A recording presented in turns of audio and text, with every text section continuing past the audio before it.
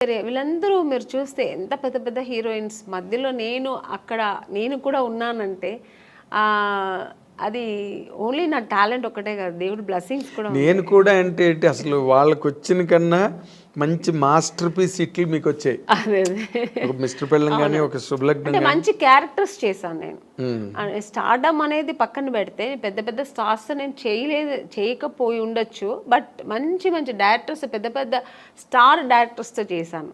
అవును. అంటే బాపు గారు పేరు చెప్తేనే తెలియని ఎవరు అసలు బాపు గారి సినిమానా. పైగా ఆయన సినిమాల్లో హీరోయిన్స్ బాగా అవును ఫ్రేముల్లాగా గీసి మరి అందంగా చూపిస్తారు, అందం లేని వాళ్ళు కూడా అందంగా చూపిస్తారు ఆయన, అది ఆయన అన్నమాట. అలాగే కె విశ్వనాథ్ గారు, కె రాఘవేంద్రరావు గారు, దాసనారాయణరావు గారు, కృష్ణారెడ్డి గారు, ఇలాంటి వాళ్ళు డైరెక్టర్స్ అంతా చేసే అవకాశం, మంచి మంచి క్యారెక్టర్స్ చేసే అవకాశం, అది నా గాడ్ గ్రేస్. అదే ఇందాక ఇప్పుడు మీరు ఇంతమంది హీరోయిన్ లిస్ట్లో మీకు బాగా క్లోజ్ ఫ్రెండ్స్ అని చెప్పుకునే వాళ్ళు ఎవరండి?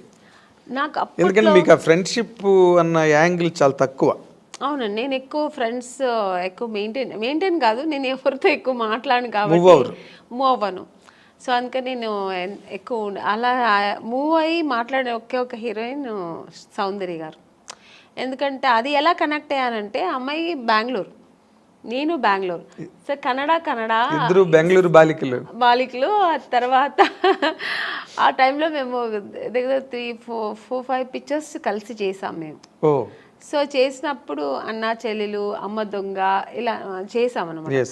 అది చేసినప్పుడు మేమిద్దరు ఆల్మోస్ట్ మా కాంబినేషన్ ఉండేది, ఇద్దరు పక్కన పక్కన కూర్చొని, ఆ అమ్మాయి కూడా ఒక కిడ్ లాగే, ఇంకా వేరే ఏం ఉండదు ఆలోచన. మా కన్నడ సినిమా సాంగ్స్ పాడుకుని, ఆ కన్నడ మాట్లాడడం అనేది అమ్మాయికి నా మీద ఎక్కువ ప్రేమ వచ్చేసింది, నాకు ఆ అమ్మాయి మీద ప్రేమ వచ్చింది, కన్నడ సాంగ్స్ మాట్లాడడం, ఇలా కనెక్ట్ అయ్యాం అనమాట. అయ్యి అలాగా తన పర్సనల్స్ నాకు చెప్పుకోవడం, నా పర్సనల్స్ అమ్మాయి చెప్పుకోవడం. ఆఫ్టర్ నేను మ్యారేజ్ చేసుకున్న తర్వాత వాళ్ళ అమ్మగారు ఫోన్ చేసి, ఎలా ఉన్నావు అమ్మని, ఇంత బిజీగా ఉన్నావు, ఎలా ఇంట్లో కూర్చున్నావు అనేవారు. ఆ అమ్మాయి కూడా నన్ను షూటింగ్ స్పాట్కి రమ్మని పిలిచేది. తన ఓన్ సినిమా తీశారు వాళ్ళ బ్యానర్లో. అవును. అప్పుడు ఇక్కడ బ్రదర్ అమరు, అవును, రామని నాకు బోర్ కొడుతుంది, ఒంటరిగా ఉన్నాను అని, ఇక్కడెక్కడో మైసూర్ దగ్గర సోమనాథ్పూర్ అని షూటింగ్లో నేను వెళ్ళలేకపోయాను, వస్తానని చెప్పాను.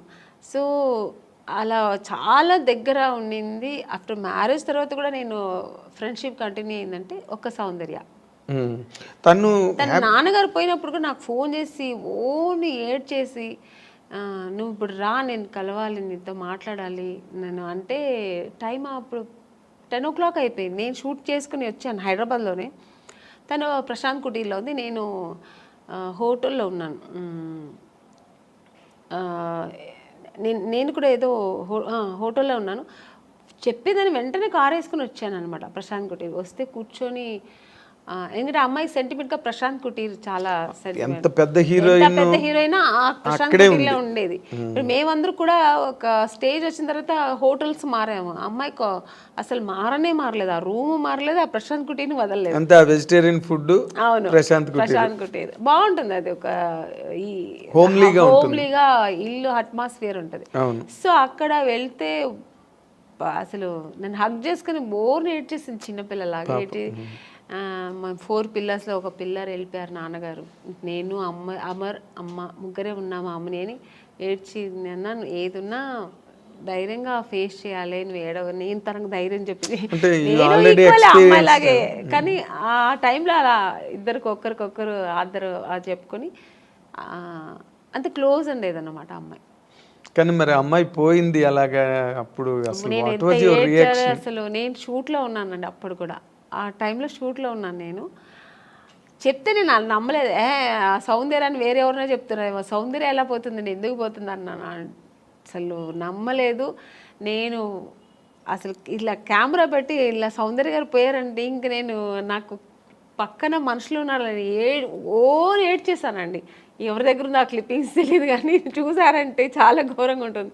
చిన్న పిల్లలాగా ఏడ్చేసాను నేను, నాకు మాటలు రావట్లేదు, నాకు ఒక షాక్ లాగా అయిందనమాట. ఆ అమ్మాయి పోవడం ఏంటి అసలు.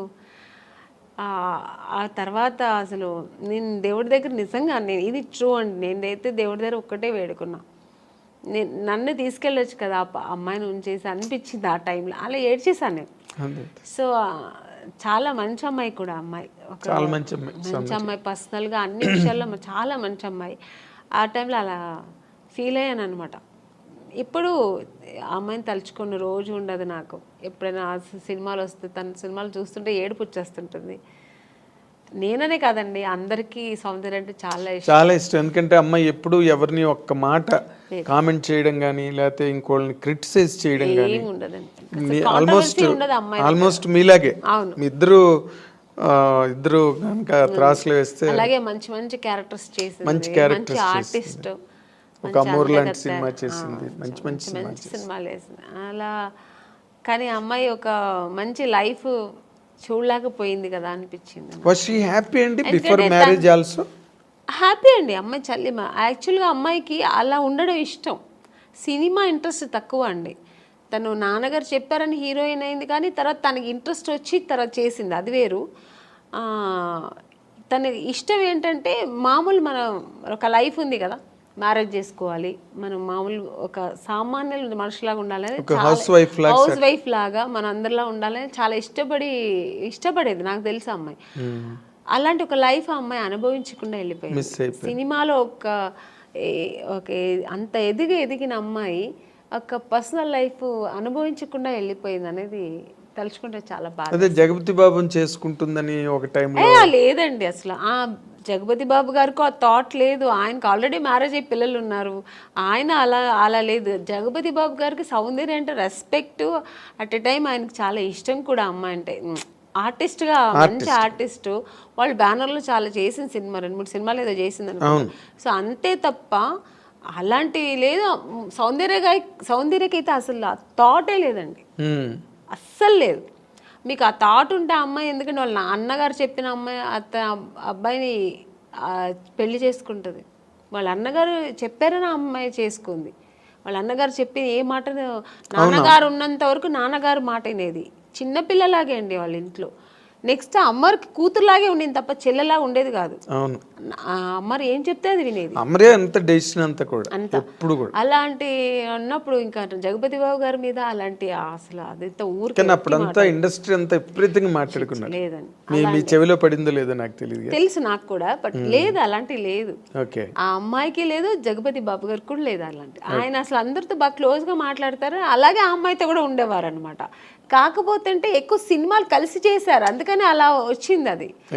వాళ్ళిద్దరూ కొంచెం ఒక 4-5 సినిమాలు కలిసి చేశారు ఆ టైంలో. అవును. తర్వాత ఇప్పుడు క్వైట్ కాంట్రాస్ట్ రోజా గారు.